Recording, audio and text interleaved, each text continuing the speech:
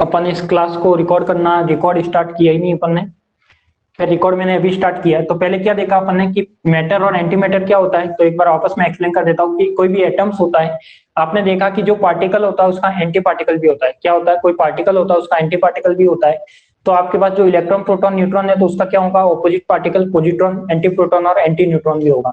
तो यदि कोई एच एटम की बात करते हैं तो आप जानते हो कोई भी एटम्स है वो क्या किससे मिलकर बना है, एक अणु, एक उसमें क्या होता है, नाभिक होता है, नाभिक में प्रोटॉन न्यूट्रॉन होते हैं।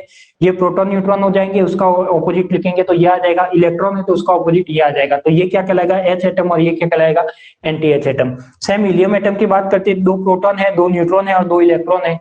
तो जब अपने पास दो न्यूट्रॉन हो गए, दो प्रोटॉन हो गए, दो इलेक्ट्रॉन हो गए, इसका मैं सबका ऑपोजिट लिखूंगा तो क्या बनेगा आपका, एंटी एच एटम बनेगा। अब इसमें थ्योरी में लिखिए, परमाणुीय भौतिकी के अनुसार परमाणु का निर्माण, परमाणुीय भौतिकी के अनुसार परमाणु का निर्माण, परमाणुीय भौतिकी के अनुसार परमाणु का निर्माण कक्षा और नाभिक से होता है। परमाणुीय भौतिकी के अनुसार परमाणु का निर्माण कक्षा और नाभिक से होता है।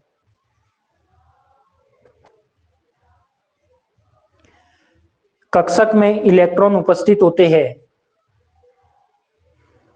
परमाणुीय भौतिकी के अनुसार परमाणु का निर्माण कक्षा और नाभिक से होता है।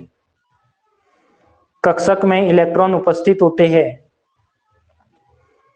कक्षक में इलेक्ट्रॉन उपस्थित होते हैं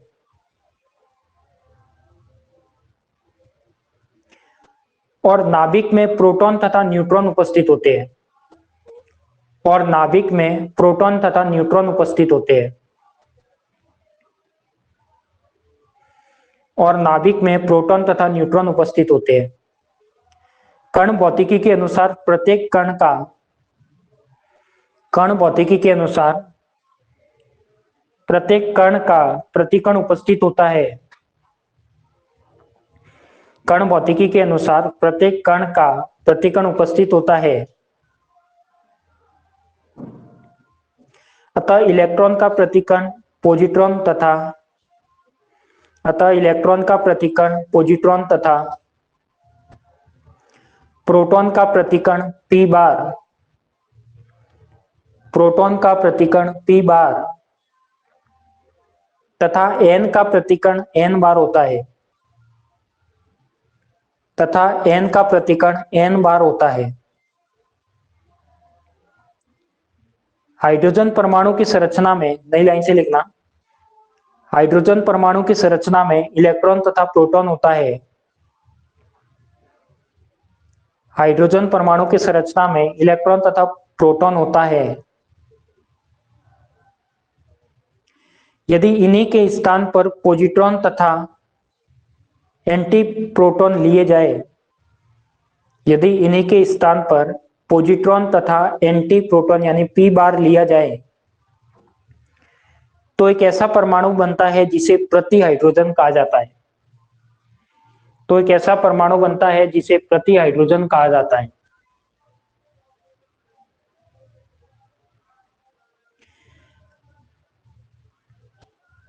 इसी प्रकार कणों से मिलकर बने अणु, इसी प्रकार कणों से मिलकर बने अणुओं और परमाणुओं से बने पदार्थ, इसी प्रकार कणों से मिलकर बने अणुओं, इसी प्रकार कणों से मिलकर बने अणुओं और परमाणुओं से बने पदार्थ को, इसी प्रकार कणों से मिलकर बने अणुओं और परमाणुओं से बने पदार्थ को सामान्य पदार्थ कहते हैं।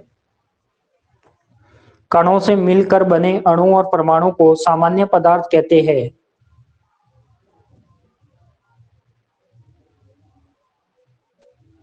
इतना तो स्लो बोल रहे।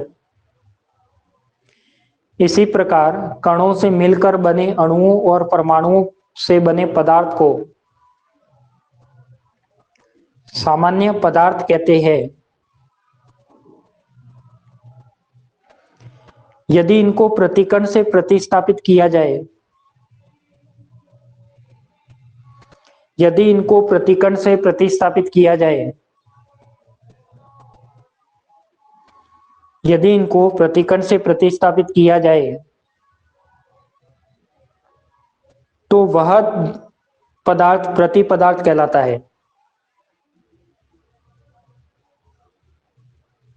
यदि इनको प्रतिकण से प्रतिस्थापित किया जाए तो वह पदार्थ प्रति पदार्थ कहलाता है। ये डायग्राम बना दो, जो भी आपके सामने बन रहे हैं वो डायग्राम बना दो।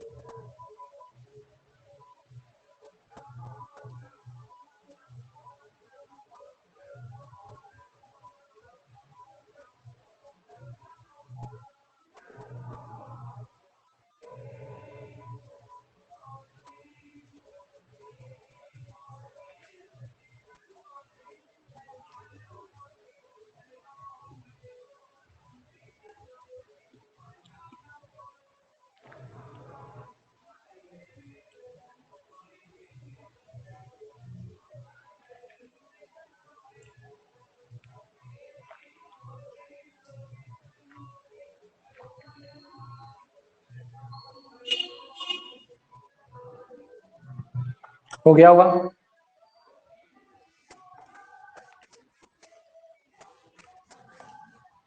अब आपके पास एक बहुत ही इंपॉर्टेंट टॉपिक आ रहा है जिसे बोलते हैं अपन कंजर्वेशन लॉ, यानी संरक्षण नियम।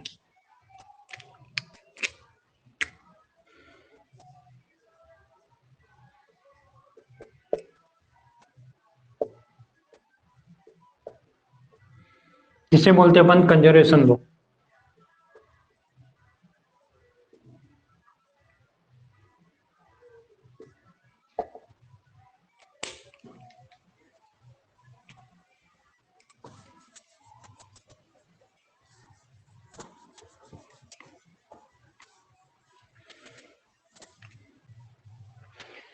देखो ये क्या है अपने पास, यदि संरक्षण नियम की बात करते हैं, किसकी बात करते हैं, संरक्षण नियम की बात करते हैं, तो इसमें क्या क्या होता है वो देखना है कि जो भी अपने पास एलिमेंट्री पार्टिकल की कुछ भी अभिक्रियाएं होती है, क्या होती है, जो भी आपके पास मूल कण है उनकी कोई रिएक्शन होती है, तो उसमें कौन कौन से नियम आते हैं, कौन कौन से नियम का कंजर्वेशन होता है वो अपन को देखना है। तो यहाँ पे जो आपके पास संरक्षण नियम है, कंजर्वेशन लॉ है, तो वो किसके लिए है, मूल कणों की अभिक्रियाओं के लिए। किसके लिए है, मूल कणों की, मूल कणों की अभिक्रिया के लिए। ये किसके लिए है, मूल कणों की अभिक्रिया के लिए है। अब जब मूल कणों की अभिक्रिया के लिए है तो कितने टाइप के कंजर्वेशन लॉ होते हैं, तो वो अपन को देखना जरूरी है। और इस यूनिट में आपके बहुत ही इंपॉर्टेंट है वो यही टॉपिक है, कंजर्वेशन लॉ। यदि ये समझ में आ गया तो आप क्या करोगे, जो भी अपन पार्टिकल पढ़ेंगे उन सबके क्वांटम नंबर निकालने आने चाहिए, उन सबके क्वांटम नंबर कैसे निकालते हैं वो अपन सीखेंगे। तो पहले तो अपन को ये पता होना चाहिए कि कौन कौन से नियम है जो अपन को चेक करने हैं, कौन कौन से लॉज यहाँ पे लगते हैं। तो यहाँ पे जो संरक्षण नियम है उसमें दो टाइप के लॉ आते हैं। एक तो आता है यथार्थ संरक्षण का नियम। क्या आता है, यथार्थ संरक्षण का नियम। कौन सा आता है, यथार्थ संरक्षण का नियम। और एक आता है आपके पास कौन सा, सन्निकट संरक्षण का नियम।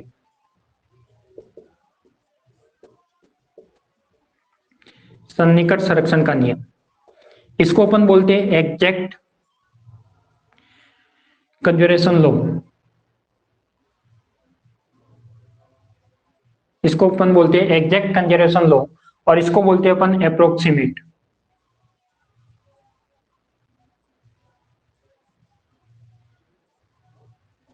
इसको क्या बोलते हैं अपन, अप्रोक्सीमेट कंजर्वेशन लॉ। तो ये क्या होता है, ये अपन को देखना है कि एग्जैक्ट क्या होता है और अप्रोक्सीमेट क्या होता है। तो देखो यथार्थ संरक्षण का नियम का मतलब क्या होता है, एग्जैक्ट। एग्जैक्ट का मतलब है कि आपके पास जितनी भी रिएक्शन होती है, आपके पास जितनी भी अन्योन्य क्रिया होती है, उन सभी के लिए मान्य होते हैं। तो ये वाला जो नियम है, जो ये वाला नियम है उसको क्या कहता है कि ये चाहे वो दुर्बल अन्योन्य क्रिया हो, दुर्बल अन्योन्य क्रिया, दुर्बल क्रिया हो या प्रबल क्रिया हो, प्रबल क्रिया हो, या फिर कौन सी हो, विद्युत चुंबकत्व हो, कौन सी हो, विद्युत चुंबकत्व। तो ये सभी में क्या होते हैं, अलाउ होते हैं, यानी यथार्थ संरक्षण नियम होते हैं। इसमें चाहे वो दुर्बल यानी वीक इंटरेक्शन हो, चाहे स्ट्रॉन्ग इंटरेक्शन हो, चाहे इलेक्ट्रोमैग्नेटिक इंटरेक्शन हो, चाहे कौन सा हो, वीक इंटरेक्शन हो या फिर स्ट्रॉन्ग इंटरेक्शन हो, या फिर कौन सा हो आपके पास ईएम इंटरेक्शन हो, तो इन सभी में जो लागू होगा वो कौन से होंगे, यथार्थ संरक्षण के नियम होंगे। अब इसके अंदर भी कौन कौन से नियम आते हैं अपन को ये देखते हैं। तो पहले तो यथार्थ संरक्षण का मतलब क्या होता है कि ऐसे नियम जो क्या होते हैं सभी अन्योन्य क्रिया के लिए लागू होते हैं, वो कहलाते हैं आपके पास यथार्थ संरक्षण का नियम, एग्जैक्ट कंजर्वेशन लॉ, जो हमेशा क्या होंगे, एग्जैक्ट कंजर्व कराएंगे हर रिएक्शन को, यानी कोई भी रिएक्शन है तो उसमें ये वाले लॉ तो अप्लाई होने ही होने चाहिए। फिर अपन बात करते हैं सन्निकट संरक्षण का नियम।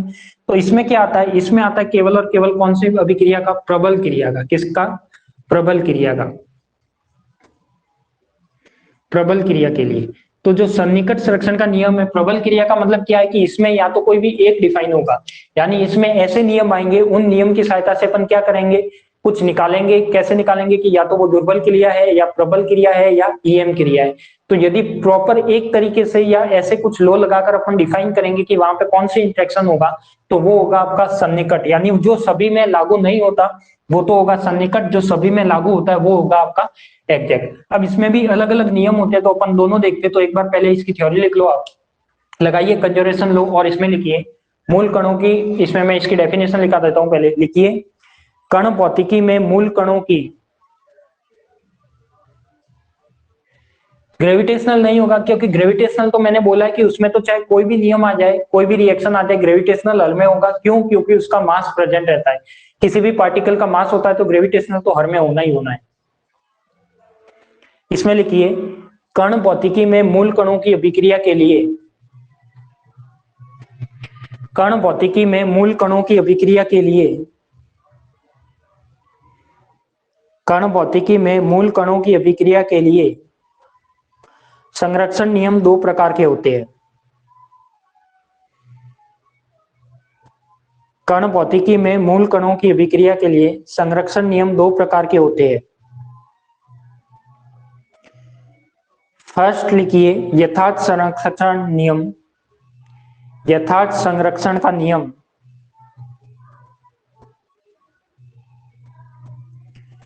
फर्स्ट लिखिए यथार्थ संरक्षण का नियम यानी exact conservation law, exact conservation law. और सेकंड लगाइए सन्निकट संरक्षण का नियम, सेकंड लिखिए सन्निकट संरक्षण का नियम यानी approximate conservation law, approximate conservation law.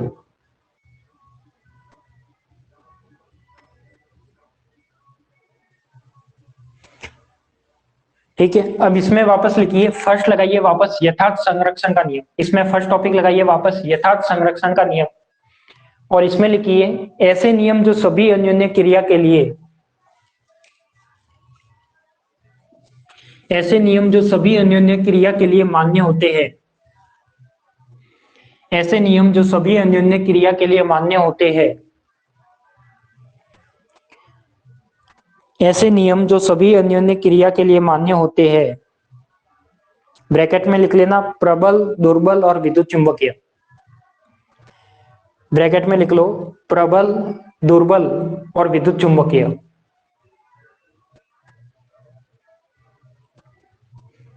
और गुरुत्वीय भी लिखना हो तो लिख लो क्योंकि ग्रेविटेशनल तो सभी में आएगा। प्रबल, दुर्बल, विद्युत चुंबकीय और गुरुत्वीय, प्रबल, दुर्बल, विद्युत चुंबकीय और गुरुत्वीय, क्योंकि गुरुत्वीय तो ऑलमोस्ट सभी में आएगा तो उसमें ये दोनों में माना जाएगा। ऐसे नियम जो सभी अन्योन्य क्रिया के लिए मान्य हो, ब्रैकेट में प्रबल, दुर्बल, विद्युत चुंबकीय और गुरुत्वीय में संरक्षण नियम का पालन होता है, यथार्थ संरक्षण नियम कहलाते हैं। ऐसे नियम जो सभी अन्योन्य क्रिया के लिए मान्य हो, प्रबल, दुर्बल, विद्युत चुंबकीय, गुरुत्वीय में संरक्षण नियम का पालन होता है, यथार्थ संरक्षण नियम कहलाते हैं। यथार्थ संरक्षण नियम कहलाते हैं। यथार्थ संरक्षण नियम कहलाते हैं। अब इसमें कौन कौन से नियम आते हैं उसकी बात करते हैं। कौन कौन से नियम आते हैं उसकी बात करते हैं। तो फर्स्ट आता है आपके पास द्रव्यमान ऊर्जा संरक्षण। इसमें फर्स्ट आता है, पहले देखना समझना, फर्स्ट आता है आपके पास द्रव्यमान ऊर्जा संरक्षण। ये सभी नियम अपन एक एक करके भी पढ़ेंगे। फिर आता है आपके पास रेखीय संवेग संरक्षण। रेखीय संवेग संरक्षण। थर्ड आता है आपके पास कोणीय संवेग संरक्षण। कोणीय संवेग संरक्षण। फिर आता है आपके पास विद्युत आवेश संरक्षण। क्या आता है आपके पास? विद्युत आवेश संरक्षण या आवेश संरक्षण।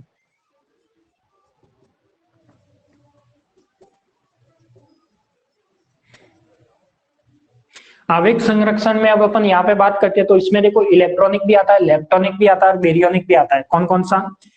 इलेक्ट्रॉनिक, इसमें भी मैं लिख देता हूं इलेक्ट्रॉनिक, लेप्टोनिक,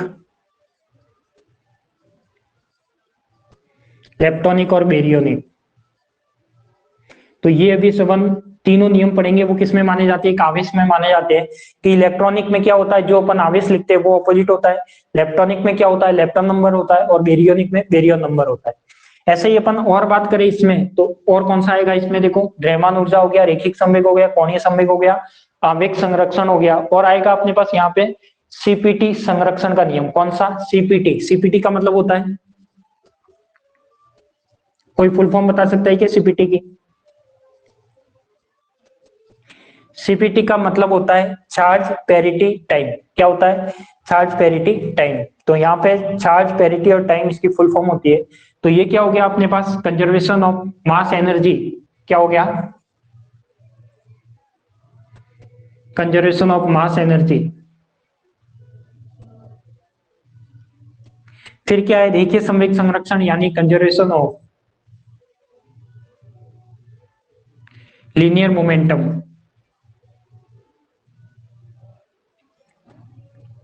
फिर क्या आ जाएगा आपके पास? कोणीय संवेग संरक्षण यानी conservation of angular momentum. Angular momentum. और फिर आएगा आपके पास क्या? आवेश संरक्षण यानी conservation of charge.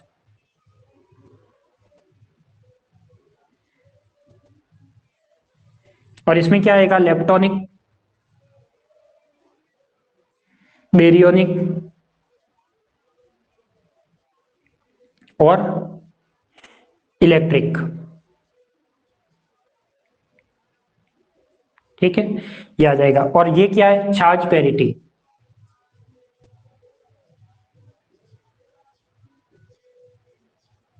Charge parity time. ठीक है, तो इस टाइप से ये सभी लॉ है जो सभी नियम में क्या होते हैं, सभी रिएक्शन में क्या होंगे आपके पास? अप्लाई होंगे। तो यहाँ पे मैं कह सकता हूँ कि जो यथार्थ संरक्षण नियम है तो उसमें चाहे चारों टाइप की इंटरेक्शन है आपके पास, दुर्बल, प्रबल, गुरुत्वीय और ईएम। तो चारों में ये सभी को फॉलो करवाने हैं। अब इसमें जो सबसे इंपोर्टेंट है वो है आपके पास ये वाला। क्योंकि कोई भी रिएक्शन आएगी, कोई भी रिएक्शन में सारे तो अपन अप्लाई नहीं करवाएंगे, क्योंकि द्रव्यमान ऊर्जा नहीं देखेंगे, रेखीय संवेग नहीं देखेंगे, कोणीय संवेग नहीं देखेंगे। जो इसमें इंपॉर्टेंट है वो है ये वाला। इसमें जो ये तीन चीजें हैं, इलेक्ट्रॉनिक, लेप्टोनिक और बेरियोनिक, ये अपन को तीनों कई बार एग्जाम में पूछे जाते हैं और अपन को ये निकालना आना चाहिए कि कोई भी पार्टिकल का इलेक्ट्रॉनिक कैसे होगा, लेप्टोनिक कैसे होगा और बेरियोनिक कैसे होगा। तो अपन को इनका कंजर्वेशन कराना आना चाहिए। फिर आता है आपके पास चार्ज पेरिटी सिलेक्शन। तो जो यथार्थ नियम में आते हैं वो टोटल ये कितने? 5 नियम आते हैं। तो इसको नोट कर लीजिए, नोट कर लीजिए इसको कि यथार्थ संरक्षण नियम में जो सभी अन्योन्य क्रिया के लिए मान्य होते हैं वो यथार्थ संरक्षण नियम होता है। और उसमें ये सारे लॉ आते हैं और अपन कल से एक एक लॉ करके इसको पढ़ेंगे विषय। तो इसको नोट करिए, फिर अपन सन्निकट के नोट करते हैं।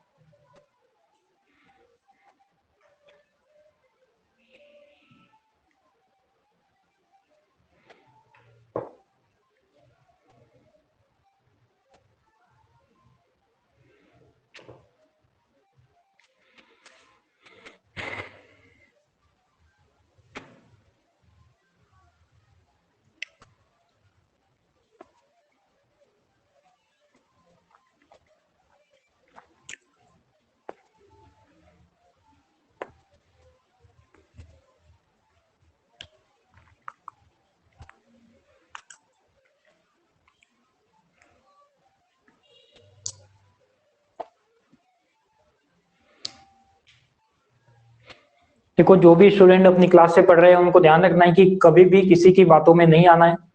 आपने पढ़ा है, आपने तैयारी की है, तो सेल्फ खुद पर सेल्फ कॉन्फिडेंस रखना है, ऐसा नहीं कि दूसरों की बातों पे चल रहे हो।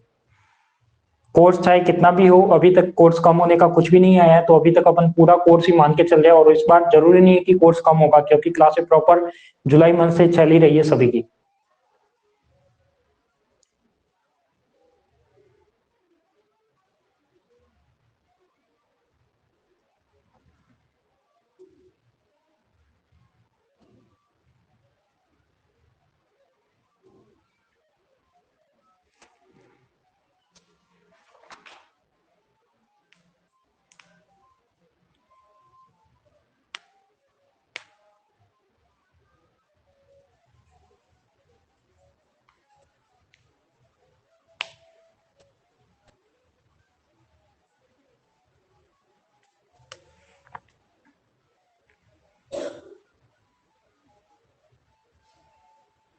चले आगे। नेक्स्ट आता है आपके पास सन्निकट संरक्षण का नियम।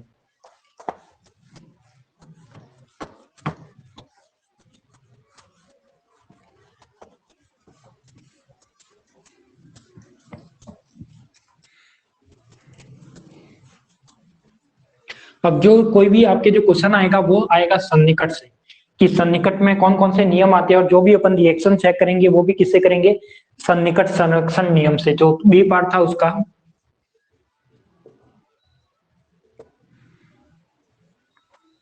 सन्निकट संरक्षण का नियम, यानी अप्रोक्सीमेट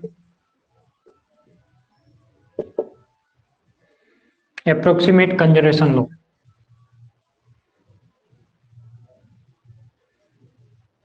अब इसमें कौन कौन से आते हैं ये देखते हैं।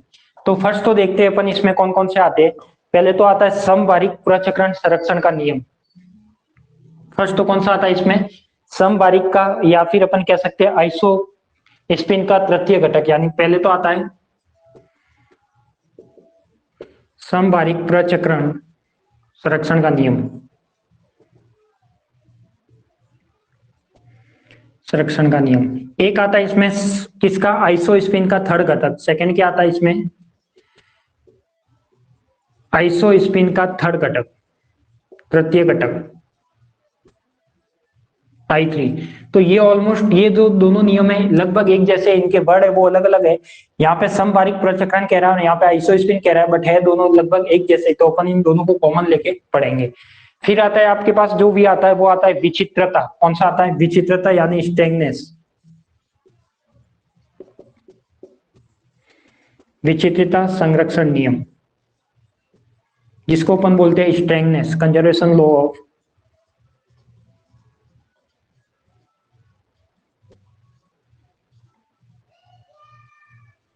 स्टेगनेस। फिर आता है आपके पास सीपी। अब वहां पे जो अपन ने पढ़ा था वो क्या पढ़ा था, सीपीटी पढ़ा था। और यहाँ पे क्या आता है आपके पास, सीपी संरक्षण का नियम। सीपी यानी चार्ज पैरिटी,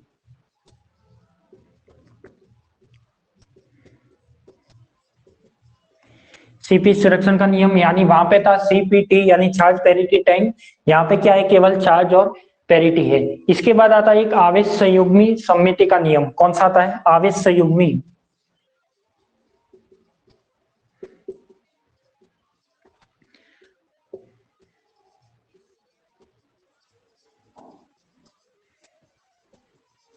आवेश संयुग्मी सममिति का नियम। मतलब क्या इसमें, ये तो हो जाएगा अपने पास क्या, समबारीक प्रचक्रण संरक्षण का नियम, यानी क्या कह सकते हैं अपन, आइसो स्पिन या फिर स्पिन है, स्पिन का ये क्या थर्ड घटक है, तो ये दोनों लगभग एक जैसे हैं। समबारीक प्रचक्रण संरक्षण का नियम, आइसो स्पिन का तृतीय घटक I3, विचित्रता संरक्षण का नियम और सीपी संरक्षण का नियम और आवेश संयुग्मी। इन दोनों में जो इंपोर्टेंट है वो ये दोनों इंपोर्टेंट है। तो देखो अपन कुछ 5 नियम तो अपन ऐसे पढ़ेंगे, कौन कौन से, एक तो हो गया, एक तो आपके पास हो गया इलेक्ट्रॉनिक। पहला तो हो गया आपके पास आवेश आपको निकालना आना चाहिए किसी का भी। दूसरा इसमें लेप्टॉन नंबर निकालना आना चाहिए या लेप्टॉन संरक्षण लगाना आना चाहिए। बेरियन संरक्षण लगाना आना चाहिए। ये तो तीनों चार्ज से रिलेटेड बात होगी, या इलेक्ट्रिक चार्ज मान लो, ये अपने पास ये एक तरह से क्या है, आवेश। अब ये आवेश कौन सा है, इलेक्ट्रिक, यानी इलेक्ट्रिक का मतलब होता है प्लस या माइनस। और यहाँ पे क्या आना चाहिए, एक आपको क्या निकालना आना चाहिए, प्रचक्रण यानी स्पिन निकालनी आनी चाहिए। एक अपन को I3 निकालना आना चाहिए और एक आपको विचित्रता यानी स्ट्रेंथनेस निकालनी आनी चाहिए। तो ये जो टोटल 5 और 6 नियम है दोनों मिला के, इसके 2 नियम और उसके 3 नियम, तो ये टोटल यदि ये 5 नियम आपको आ जाते हैं तो आपको एग्जाम में नंबर लाने से कोई नहीं रोक सकता, क्योंकि जो भी रिएक्शन आएगी उसमें इन 5 नियमों की सहायता से अपन क्या करेंगे, रिएक्शन का पता करेंगे कि कौन से टाइप की कौन सी रिएक्शन है। तो ये अपन एक कल से एक एक करके पढ़ेंगे, तो वैसे नियम तो सभी पढ़ेंगे, तो ये सभी नियम नोट कर लीजिए।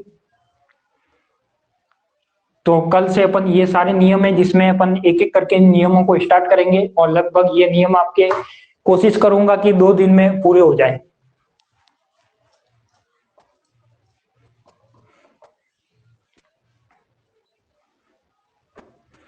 तो अपन को ये जितने भी ये लगभग 5 और 5 10 नियम पढ़ने हैं कि कौन कौन से नियम में क्या क्या होता है, इन सब की वैल्यू कैसे निकलती है, इनका फिजिकल मीनिंग क्या होता है, तो वो सब अपन पढ़ेंगे। तो कल वाली जो क्लास है वो भी आपकी इंपॉर्टेंट क्लास रहेगी, क्योंकि अपन कुछ रिएक्शन के बेस पे कैसे कंजर्वेशन लॉ को लगाया जाता है रिएक्शन में, वो अपन देखने वाले हैं।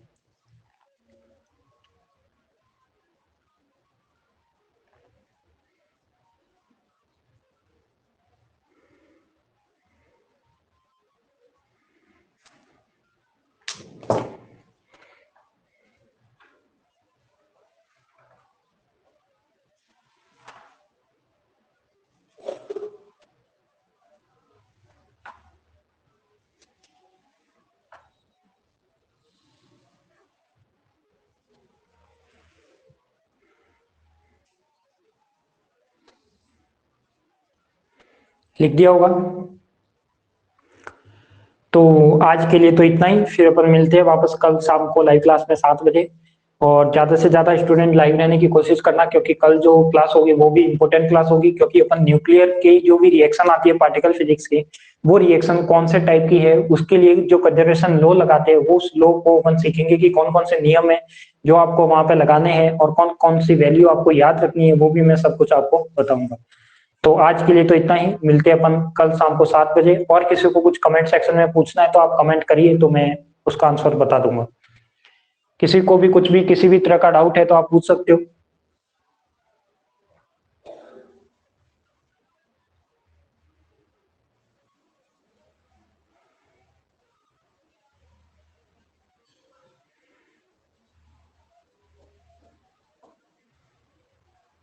कुछ नहीं पूछना किसी को? ठीक है, तो मिलते हैं पर फिर कल शाम को 7 बजे। आज के लिए इतना ही, आप सभी को धन्यवाद।